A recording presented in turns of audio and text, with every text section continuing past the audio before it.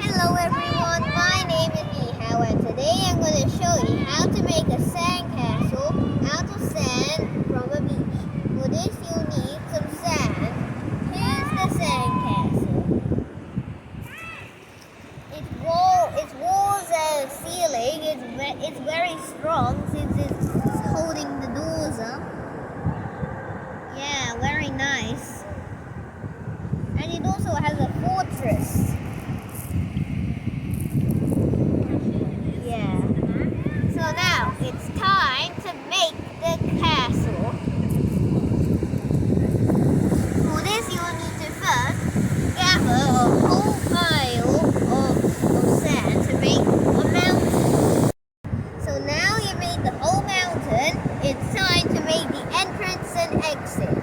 So for the entrance you start by making an arch over here. And then digging all the way in.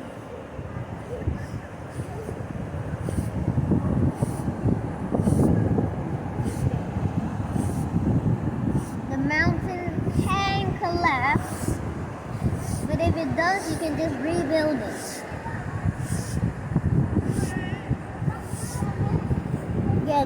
Get all of this sand out of the way, and then keep digging.